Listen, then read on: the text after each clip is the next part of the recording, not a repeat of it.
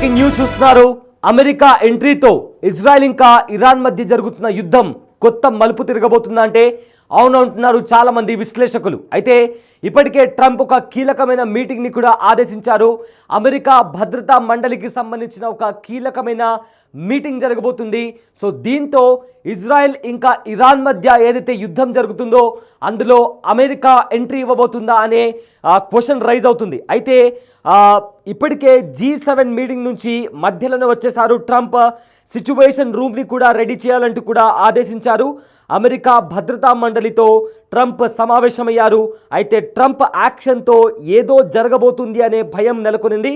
అయితే వార్లోకి అమెరికా రంగంలోకి దిగుతుందనే అనుమానం కూడా ఇప్పుడు వస్తుంది. అయితే పశ్చిమాసియాలో సైనిక మోహరింపు కూడా పెంచేశారు. ఇప్పటికే B2 స్టైల్ బాంబర్లను సైనిక సామాగ్రిని కూడా తరలించారు. ఇరాన్ అణుస్థావరాలపై భారీ బంకర్ బాంబులు ప్రయోగించే ఛాన్స్ కూడా ఉంది. అయితే ఈ బంకర్ బాంబులు బంకర్లను కూడా ధ్వంసం చేసే సామర్థ్యాలను కలిగి ఉంటాయి. అలాంటి బాంబులను ఇరాన్ అణుస్థావరాలపైన అమెరికా ప్రయోగించబోతుంది అనే అనుమానం ప్రజెంట్ రైజ్ అవుతుంది. టెహరాన్ను ఖాళీ చేయాలని ఇప్పటికే ట్రంప్ కూడా ఆదేశించారు. మరోవైపు ఇజ్రాయెల్కు G7 బహిరంగ మద్దతు కూడా పలికింది. సో ప్రజెంట్ ఏదైతే ఇజ్రాయెల్ ఇంకా ఇరాన్ మధ్య జరుగుతున్న యుద్ధం ఏదైతే ఉందో అది మరో కీలక మలుపు తీసుకుంది. ఇప్పటికే రెండు దేశాలు ఒకరిపైన ఒకరు భీకరమైన దాడులకు దిగుతున్నారు. ఒకవైపేమో ఇజ్రాయెల్ ఇరాన్ రాజధాని అయిన టెహరాన్ పైన వైమానిక దాడులు చేస్తుంది. ఆర్మీ స్థావరాలు, సైనిక స్థావరాలు, అదేవిధంగా అణు కేంద్రాలు అండ్ ఆల్సో ఏవైతే గ్యాస్ స్టేషన్స్ ఉంటాయో ఆ గ్యాస్ స్టేషన్స్ పైన కూడా ఇజ్రాయెల్ భీకర దాడులు చేస్తుంది. ఈ దాడుల్లో ఇప్పటికే ఇరాన్కి చెందిన కొంతమంది న్యూక్లియర్ సైంటిస్టులు, అదేవిధంగా ఆర్మీకి చెందిన కొంతమంది కీలక అధికారులు కూడా చనిపోయినట్లు కూడా ఇరాన్ కూడా అధికారికంగా ప్రకటించింది. మరోవైపు ఇరాన్ కూడా మేమేమీ తక్కువ కాదన్నట్టు ఇజ్రాయెల్లో ఉన్న ఇజ్రాయెల్ రాజధాని అయిన టేల్ అవీవ్తో పాటు మరికొన్ని ప్రధాన నగరాలపైన కూడా భీకరంగా దాడులు చేస్తుంది. కొత్త రకమైన మిసైల్స్తో కూడా ఇజ్రాయెల్ పైన విరుచుకుపడుతోంది. అయితే ఇప్పటికే కొన్ని ఎత్తైన భవనాలు కూడా ధ్వంసమయ్యాయి. సో దీంతో అమెరికన్ ప్రెసిడెంట్ డొనాల్డ్ ట్రంప్ ఆయన ఇప్పటికే G7 సదస్సులో ఉన్నారు. అయితే హుటాహుటిన తిరిగి అమెరికా చేరుకున్నారు. వెంటనే అమెరికన్ భద్రతా మండలికి సంబంధించిన ఒక కీలకమైన సమావేశం కూడా ఏర్పాటు చేయాలంటూ కూడా ఆదేశాలు ఇచ్చారు. దాంతోపాటు సిచ్యువేషన్ రూమ్ని కూడా ఏర్పాటు చేయాల్సిందిగా ఆదేశాలు జారీ చేశారు. సో ఇప్పుడు ప్రజెంట్ భారీగా బలగాలను కూడా మోహరించారు. బంకర్ బాంబులను ఇరాన్ పైన అమెరికా వాడుతోంది అనే ఒక చర్చ కూడా మొదలైంది. సో దీంతో ఇరాన్లో ఏం జరగబోతుంది? అయితే ఈ యుద్ధం ఒకవేళ అమెరికా కలగజేసుకుంటే ఇతర దేశాలకు ఈ యుద్ధం అనేది స్ప్రెడ్ అవుతుందా? ఇతర దేశాలు కూడా ఈ యుద్ధంలో ఇన్వాల్వ్ అవుతారా అనే చర్చ కూడా మొదలవుతుంది. ఒకవేళ పొరపాటున కూడా ఏ ఒక్క దేశమైనా న్యూక్లియర్ వెపన్స్ని వాడితే అది కాస్త 3వ ప్రపంచ యుద్ధానికి దారితీస్తుంది అనే వాదనలు కూడా వినిపిస్తున్నాయి. సో ఇదే అంశానికి సంబంధించిన పూర్తి డీటెయిల్స్ అందించడానికి మా కలీగ్ రామ్దాస్ జాయిన్ అవుతున్నారు. ఎస్ రామ్దాస్, లాస్ట్ 5 days నుంచి ఇరాన్ ఇంకా ఇజ్రాయెల్ మధ్య భీకర పోరు నడుస్తోంది. ఇజ్రాయెల్ రాజధాని అయిన టేల్ అవీవ్ కావచ్చు, అటువైపేమో ఇరాన్ రాజధాని అయిన టెహరాన్, ఈ రెండు ప్రధాన నగరాలను టార్గెట్గా చేసుకొని ఇరు దేశాలు దాడులకు పాల్పడుతున్నాయి. సో ఇప్పుడు ఏకంగా ఈ యుద్ధంలోకి అమెరికా కూడా ఎంట్రీ ఇచ్చిందని తెలుస్తోంది. సో ఏం జరుగుతుంది? ఈ యుద్ధానికి సంబంధించిన అప్డేట్స్ ఏంటి రామ్? కానీ ఇప్పుడు ట్విస్ట్ ఏంటంటే సడన్ గా G7 టూర్ ముగించుకొని ట్రంప్ సైప్రస్ నుంచి బయలుదేరి రావడమే ఇప్పుడు ఆసక్తికర చర్చ. ఎందుకు అంత సడన్ గా డొనాల్డ్ ట్రంప్ టూర్ ముగించుకొని తిరిగి అమెరికాకు పయనమయ్యాడు, ఏం చేయబోతున్నాడు అనేది మాత్రం ఇప్పుడు ఒక పెద్ద ప్రశ్నగా తలెత్తింది. వెళ్తూ సోషల్ మీడియాలో ఇరాన్ హెచ్చరిస్తూ వెళ్ళాడు. ఎందుకంటే ఇప్పటికే టెహరాన్ ఖాళీ చేయమని ఇజ్రాయెల్ చెప్పింది, టెహరాన్ ఖాళీ చేయండి ప్రజలంతా కూడా అంటూ ట్రంప్ హెచ్చరిస్తూ సూచన చేస్తూ వెళ్ళడం, అలాగే ఇరాన్ను మర్యాదగా అనుభవానికి సిద్ధం కావాలంటూ గతంలోనే హెచ్చరించారు. ఇప్పుడు మళ్ళీ తాజా హెచ్చరికలు ఇవన్నీ కూడా కొత్త అనుమానాలు రేకెత్తిస్తున్నాయి. ఎందుకంటే పశ్చిమాసియా ఇప్పటికే భగ్గుమంటుంది. పశ్చిమాసియాలో తలెత్తిన ఉద్రిక్తత నేపథ్యంలో అమెరికా కనుక ఎంట్రీ ఇస్తే ఆ వార్లోకి ఇక పరిస్థితి ఊహించలేని స్థాయిలో ఉంటుందనేది విశ్లేషకుల వాదన. చాలా భయంకరమైన పరిస్థితులు సిచ్యువేషన్ చోటు చేసుకునే అవకాశం చాలా క్లియర్ గా కనిపిస్తుంది. ఎందుకంటే ఇజ్రాయెల్ ఇరాన్ మధ్య యుద్ధం మరింత తీవ్రమైన ఈ సమయంలో అమెరికా అధ్యక్షుడు ట్రంప్ తన కెనడా పర్యటన అర్ధాంతరంగా ముగించుకొని అమెరికా బయలుదేరి వెళ్లారు. G7 శిఖర సదస్సులో ఇవాళ కూడా ట్రంప్ యాక్చువల్ గా కెనడాలో ఉండాల్సిన పరిస్థితి, పర్యటించాల్సింది. కానీ కెనడా నుంచి ఇరాన్ కు కీలకమైన హెచ్చరికలు జారీ చేశారు. తక్షణమే తెహ్రాన్ అంతా ఖాళీ చేయాలంటూ సామాజిక మాధ్యమంలో పోస్ట్ చేశారు. మొదట ఇజ్రాయెల్ ఇరాన్ యుద్ధంపై స్పందించేందుకు ఆయన నిరాకరించినప్పటికీ తర్వాత కొద్దిసేపటికి సామాజిక మాధ్యమంలో ఆయన సోషల్ మీడియాలో ఇరాన్ కు గట్టి హెచ్చరికలు జారీ చేస్తూ వెళ్తూ అమెరికాకు వెళ్తూ చాలా సీరియస్ వార్నింగ్స్ ఇచ్చారు ఇరాన్ కి. ఇరాన్ సుప్రీం లీడర్ ఖమేనీ హతమైతేనే యుద్ధం ఆగుతుందంటూ ఇజ్రాయెల్ ప్రధాని నెతన్యాహు కామెంట్ చేసిన నేపథ్యంలో ట్రంప్ హడావుడిగా అమెరికా వెళ్ళడం అయితే ప్రాధాన్యత సంతరించుకుంది.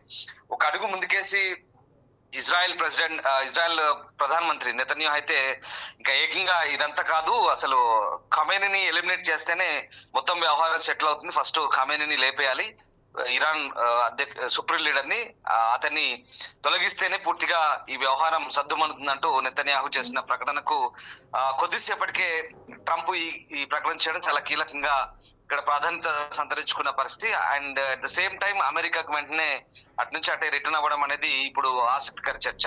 అయితే ఇజ్రాయెల్ ఇరాన్ పరస్పర దాడులతో ఇటు రెండు దేశాలు అయితే అట్టున్న పరిస్థితి కనబడుతుంది. ఇజ్రాయెల్ లోని కీలక నగరం అంటే రాజధాని టెల్ అవీవ్ లక్ష్యంగా ఇరాన్ సోమవారం 100కు పైగా దాదాపు క్షిపణులతో దాడి చేసింది. అటు టెల్ అవీవ్ కావచ్చు, అలాగే ఈ ఇజ్రాయెల్ ఓడరేవు నగరమైనటువంటి హైఫాతో కూడా ఇతర నగరాలు అంటే జెరూసలేం, పవిత్ర నగరం జెరూసలేం లక్ష్యంగా కూడా ఈ బాలిస్టిక్ క్షిపణులతో విరుచుకుపడ్డ పరిస్థితి కనబడుతుంది. ప్రధానంగా ఈ టెల్ అవీవ్ అంతటా కూడా భారీ పేలులతో దద్దరిల్లిన పరిస్థితి. ఇక పెద్ద ఎత్తున భవనాలు అయితే ధ్వంసమయ్యాయి, మల్టీ స్టోరేడ్ బిల్డింగ్స్ ని టార్గెట్ చేసుకున్నట్టుగా మనకు కనిపిస్తోంది. అంటే ఇజ్రాయెల్ ఎయిర్ డిఫెన్స్ సిస్టమ్ అడ్డుకునే ప్రయత్నం చేసినప్పటికీ ఇంటర్సెప్ట్ చేసింది, ఐరన్ డోమ్ కూడా ఇంటర్సెప్ట్ చేసే ప్రయత్నం చేసినప్పటికీ కొన్ని హైపర్సోనిక్ క్షిపణ్స్ కూడా ప్రయోగించినట్టుగా మనకు అర్థమవుతుంది. ఎందుకంటే అవి కూడా అడ్డుకోలేని పరిస్థితి. సో ఆ రకంగా చాలా పెద్ద ఎత్తున భవనాలు అయితే ధ్వంసమయ్యాయి. ఇప్పటి వరకు అందుతున్న సమాచారం ప్రకారం ఇరాన్ జరిపిన దాడిలో ఇజ్రాయెల్లో దాదాపు 23 మందికి పైగా మరణించారు, దాదాపు 100 మందికి పైగా గాయపడ్డట్టుగా చెప్తున్నారు. At the same time Iran పై ఇజ్రాయెల్ జరిపిన ఇజ్రాయెల్ దాడుల్లో దాదాపుగా 250 మంది వరకు కూడా ఇరాన్ లో చనిపోయినట్టుగా చెప్తున్నారు, 300 మందికి పైగా గాయపడ్డట్టుగా సమాచారం అంతా. సో ఒకసారి మనం అర్థం చేసుకోవచ్చు, ఊహించుకోవచ్చు రెండు వైపులా ఎంతటి భారీ ప్రాణ నష్టం అలాగే ఆస్తి నష్టం సంభవిస్తుంది. ఇక మనకు ప్రత్యేకంగా చెప్పాల్సిన అవసరం లేదు.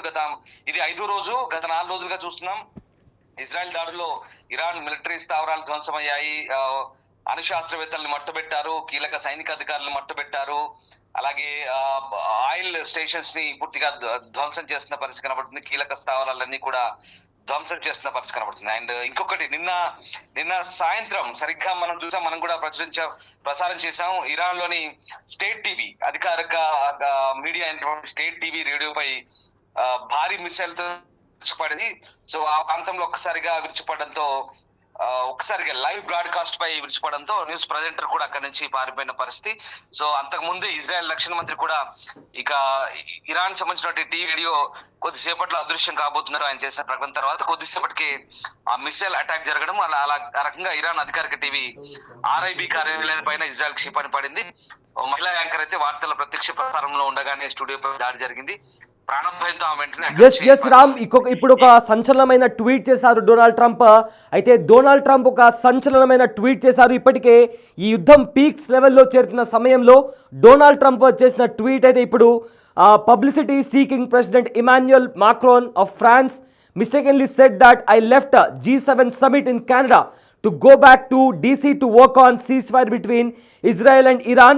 Wrong. He has no idea why am I now on my way to Washington, but it certainly has nothing to do with a ceasefire, much bigger than that. Whether purposely or not, Emmanuel always gets it wrong. Stay tuned. అంటూ కూడా Donald Trump ఒక సంచలనమైన tweet చేశారు. అయితే నేను G7 summit నుంచి వెళ్ళిన మాట అవాస్తవం అండ్ నేను వాషింగ్టన్కు వెళ్ళాను, కానీ ఇది సీజ్ ఫైర్కి సంబంధించిన అంశం కాదు, అంతకంటే మరో పెద్ద అంశం గురించి నేను వాషింగ్టన్కు రావాల్సి ఉంది అని కూడా ఆయన చెప్పారు. అయితే ఇక్కడ చాలా ఒక స్టేట్మెంట్ ఇక్కడ nothing to do with cease fire, much bigger than that. ఇక్కడ సీజ్ ఫైర్ గురించి కాదు, అంతకంటే పెద్దది, అంతకంటే ఇంకా చాలా పెద్ద దాని గురించి నేను వాషింగ్టన్ రావాల్సి వచ్చింది అంటూ కూడా డొనాల్డ్ ట్రంప్ ట్వీట్ చేశారు. అయితే ఆయన చెప్పిన మాట పబ్లిక్లీ సీకింగ్. సో ఆ ట్వీట్ ఏదైతే డొనాల్డ్ ట్రంప్ చేసిన ట్వీట్ కూడా మీకు బిగ్ టీవీ స్క్రీన్ పైన చూపించే ప్రయత్నం చేస్తాను. సో ఆయన చేసిన ట్వీట్ ఏదైతే ఉందో, publicity seeking president Emmanuel Macron of France mistakenly said that I left the G7 summit in Canada to go back to DC to work on ceasefire between Israel and Iran అని చెప్పి కూడా ఆయన tweet చేయడం జరిగింది.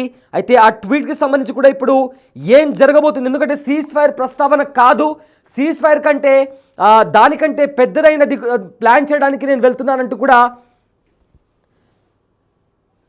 ఆయన tweet చేశారు. So దీంతో ఏదైతే ఇజ్రాయెల్ ఇంకా ఇరాన్ మధ్య జరుగుతున్న యుద్ధానికి ఇప్పటికే అమెరికా ఇన్వాల్వ్ అవబోతుందా, అమెరికా ఇరాన్ పైన దాడి చేస్తుందా, ఇప్పటికే బంకర్ బాంబుల ప్రస్తావన కూడా వచ్చింది. ఈ బంకర్ బాంబులు ఏవైతే ఉన్నాయో అవి న్యూక్లియర్ పవర్ పాయింట్లో ఉన్న బంకర్లను కూడా ధ్వంసం చేయగల శక్తి సామర్థ్యాలు ఆ బంకర్ బాంబుల పైన ఉంటాయి. ఎస్, బిగ్ టీవీ స్క్రీన్ పైన ట్రంప్ చేసిన సంచలనమైన ట్వీట్ మీరు చూస్తున్నారు. Publicity seeking President Emmanuel of France mistakenly said that I left the G7 summit in Canada to go back to DC to work on ceasefire between Israel and Iran. Wrong. He has no idea why I am now on my way to Washington, but it certainly has nothing to do with ceasefire, but much bigger than that. Whether purposely or not, Emmanuel always get it wrong. Stay tuned అంటూ కూడా ఆయన tweet చేశారు. అయితే ఆయన ట్వీట్లో ఒక line ముఖ్యంగా, but it certainly has nothing to do with cease fire, much bigger than that. అంటే cease fire కంటే చాలా పెద్దది, ఊహించనిది, ఎవరు కూడా అనుకోని పరిణామం చోటు చేసుకోబోతుంది అంటూ కూడా ట్రంప్ ఈ ట్వీట్ చేశారు. అయితే ఈ ట్వీట్ వెనుక కొన్ని సంచలనమైన నిజాలు కూడా దాగి ఉండే అవకాశం కూడా ఉంది. ఎందుకంటే ఇప్పటికే టెహరాన్ను ఖాళీ చేయమని చెప్పి కూడా ట్రంప్ తీవ్రమైన హెచ్చరికలు జారీ చేశారు. అలాంటి నేపథ్యంలో ఇప్పుడు G7 సమిట్కి సంబంధించి ట్రంప్ రిటర్న్ వచ్చేశారు అనే ఒక వార్త వస్తున్న సమయంలో ట్రంప్ ఏమో ఆ G7 సమిట్కి నేను సీజ్ ఫైర్ కోసం రాలేదు, అంతకంటే ఎంతో పెద్దదైనది ఒక ముఖ్యమైన అంశానికి సంబంధించి కూడా నేను వాషింగ్టన్కి రావాల్సి వచ్చిందని కూడా ట్రంప్ చేసిన ట్వీట్ అర్థమవుతుంది. And also much bigger than that. ఈ స్టేట్మెంట్ చూడడానికి చాలా చిన్నది అనిపించినా కూడా దీని వెనుకల ఉన్న అంటే ఏం ప్లాన్ చేయబోతున్నారు, ఇరాన్ పైన దాడి చేస్తారా, లేదా ఇజ్రాయెల్ ఇంకా ఇరాన్ మధ్య ఏదైతే ఆ శాంతి చర్చలకు సంబంధించి అటు ఇజ్రాయెల్ని ఇటు ఇరాన్ని ఇద్దరిని నచ్చచెప్పే ప్రయత్నం చేస్తారా, లేక ఇది కాస్త మరో పెద్ద యుద్ధంగా మారబోతుందా అనేది కూడా ఇప్పుడు ఒక పెద్ద క్వశ్చన్ మార్క్గా మారింది, ఒక బిగ్ క్వశ్చన్ మార్క్గా మారింది. సో ఇప్పటికే రెండు దేశాలు ఏమాత్రం తగ్గము అంటూ కూడా ఒకరిపైన ఒకరు సవాలు చేసుకుంటున్నారు. ఈ పరిస్థితుల్లో ట్రంప్ ఏం చేయబోతున్నారు అనేది కూడా ఒక బిగ్ క్వశ్చన్ మార్క్. అయితే పొరపాటున కూడా ఏ ఒక్క దేశమైనా న్యూక్లియర్ వెపన్స్తో దాడి చేస్తే ఖచ్చితంగా అది మూడవ ప్రపంచ యుద్ధానికి దారితీస్తుందనే వాదనలు కూడా వినిపిస్తున్నాయి. చాలామంది కూడా ఇదే మాట చెప్తున్నారు, చాలామంది విశ్లేషకులు చెప్తున్నటువంటి మాట ఇది. అయితే ఇప్పుడు ట్రంప్ చేసిన ట్వీట్ ఏదైతే ఉందో అది మరి కాస్త భయాందోళనలకు గురిచేసే అవకాశం కనిపిస్తోంది. ఇప్పటికే అటు టెల్ అవీవ్తో పాటు టెహరాన్లోని ప్రజలు కూడా భయంతో వణికిపోతున్నటువంటి పరిస్థితి కనిపిస్తోంది. బంకర్లలో దాక్కుంటున్నారు, చాలామంది టెహరాన్ను వదిలిపెట్టి వెళ్ళిపోతున్నారు, టెల్ అవీవ్ని కూడా జనాలు వదిలిపెట్టి వెళ్ళిపోతున్నారు. భయానకమైన దృశ్యాలు రెండు దేశాల్లో కనిపిస్తున్నాయి. సో ఇప్పుడు సీజ్ ఫైర్ కాదు, అంతకంటే పెద్దది. అంటే ఏంటి, దాడి జరుగుతుందా, ఒకవేళ ఇరాన్ ఏమైనా అమెరికా పైన దాడి చేయడానికి సిద్ధమవుతుందా, ఒకవేళ అదే జరిగితే ఆల్రెడీ అమెరికా హెచ్చరించింది. గతంలో కన్నీ విని ఎరుగని రీతిలో ఇరాన్ పైన విరుచుకుపడతామంటూ కూడా ట్రంప్ వార్నింగ్ ఇచ్చారు. అండ్ ఆల్సో ఇజ్రాయెల్తో ఇరాన్కి జరుగుతున్న యుద్ధంలో మాకు ఎలాంటి సంబంధం లేదు అంటూ కూడా ట్రంప్ చెప్పారు. అయినప్పటికీ కూడా ఎవరైనా ఇజ్రాయెల్కు మద్దతుగా నిలిస్తే వాళ్ళ సైనిక స్థావరాలపైన కూడా దాడి చేస్తామంటూ కూడా ఇరాన్ హెచ్చరించింది. సో ఇవన్నీ కూడా చాలా గందరగోళమైన పరిస్థితులు కనిపిస్తున్నాయి. నిన్న ఇరాన్లో ఉన్న ఒక ప్రభుత్వానికి సంబంధించిన మీడియా ఛానల్ పైన కూడా ఒక బాంబు దాడి జరిగింది. దానికి సంబంధించిన విజువల్ కూడా మనం బిగ్ టీవీ స్క్రీన్ పైన చూసాం. ఏ రకంగా యాంకర్ ఉలిక్కి పడిందో కూడా మనం చాలా స్పష్టంగా చూసాం.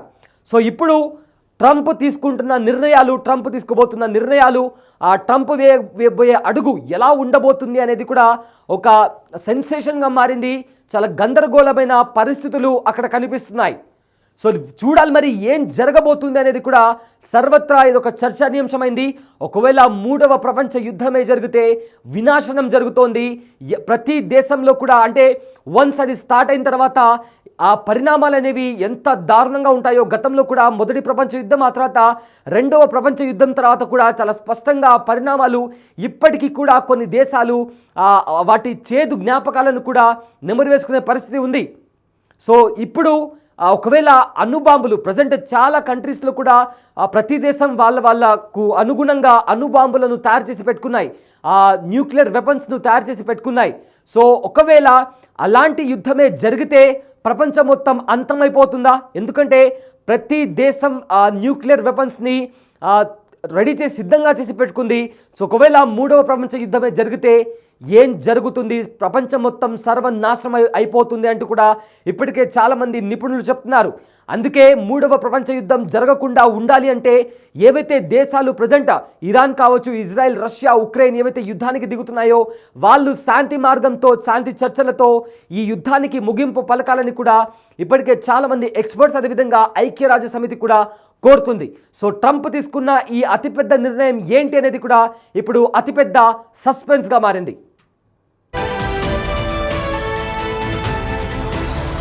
Himalaya.